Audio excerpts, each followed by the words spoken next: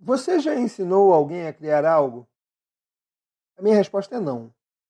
Já conversei com vocês que a minha resposta pode fazer sentido para você ou pode não fazer. A ideia é que você pense sobre os assuntos que a gente fomenta aqui. Você já ensinou alguém a criar algo? Eu não ensinei ninguém a criar algo. Eu ajudei as pessoas a fomentarem o processo criativo, a construírem confiança criativa, a desenvolverem a criatividade. Porque criar algo efetivamente é uma coisa pessoal. A criação ela é da pessoa. Por mais que ela seja uma cópia ou que ela seja baseada em alguma ideia de outra pessoa, ela é individual, ela é algo que pertence àquele autor, àquele dono. Quando a gente está falando em criação aqui, a gente está falando em qualquer tipo de criação. Perceba que você é um criador. Você é quem cria os seus resultados. Você é quem cria a sua vida. Você é quem cria as suas respostas. Você é quem cria a capacidade de aprendizados, de competências que você pode ter. Habilidades, algumas são inatas, mas algumas você também pode desenvolver. Você pode se tornar o melhor possível em algumas habilidades. Então é você quem cria isso para a sua vida. Quando a gente está falando de criação aqui, a gente está falando de todos os processos criativos. E perceba, você é o criador, você é o autor da sua história. São as suas respostas, são as suas ações, a sua submissão ou não submissão que vai criar os seus resultados, que vai criar a sua vida de alguma maneira, de alguma forma. Então a minha resposta para essa pergunta, você já ensinou alguém a criar algo? Não, eu não tenho como ensinar alguém a criar algo, porque a criação é individual. Essa é a maneira que eu vejo essa pergunta. Eu tenho sim como estimular de várias formas as pessoas a se tornarem criativas. E aí, a partir disso, ter as suas criações mais espontâneas, mais adequadas ao seu jeito de ser, ao seu jeito de pensar, a construção que se quer fazer da própria vida. E para isso eu tenho estudado muito. Eu tenho estudado muito para ajudar pessoas a conquistarem uma coisa chamada confiança criativa. A confiança criativa é aquilo que nos dá o poder de agir em relação à nossa vida de alguma maneira, de fazer algo, mesmo que seja espontaneamente. A confiança criativa me dá o direito, por exemplo, de errar. Quando eu estou confiante para criar, é porque eu já não estou mais tão preocupado com o erro. Eu não sofro com o erro, eu não sinto dor com o erro.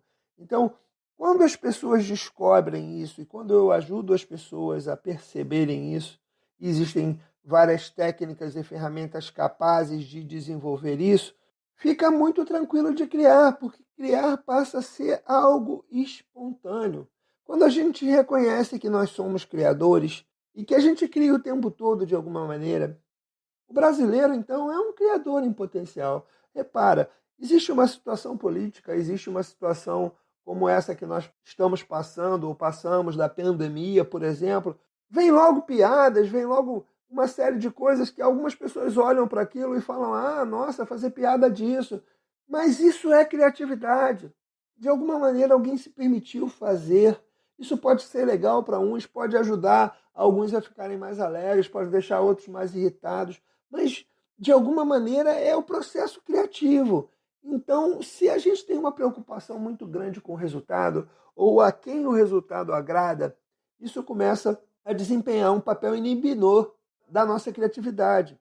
A gente fica inseguro porque a gente está esperando respostas, a gente está esperando incentivos, a gente está esperando uma série de coisas e aí a gente estagna. E mesmo que a gente crie, a gente não expõe as nossas criações, a gente não divulga o que está fazendo, a gente não divulga o que cria por conta da vergonha, do orgulho, da vaidade, do medo de alguma forma ser julgado ou ser reconhecido como fracassado, ou daquela criação não ter a resposta esperada. Então isso tudo inibe. E quando a gente começa a conversar sobre isso, E quando a gente desenvolve essa confiança criativa nas pessoas, isso tudo se torna muito tranquilo. E aí as pessoas começam a criar coisas interessantes.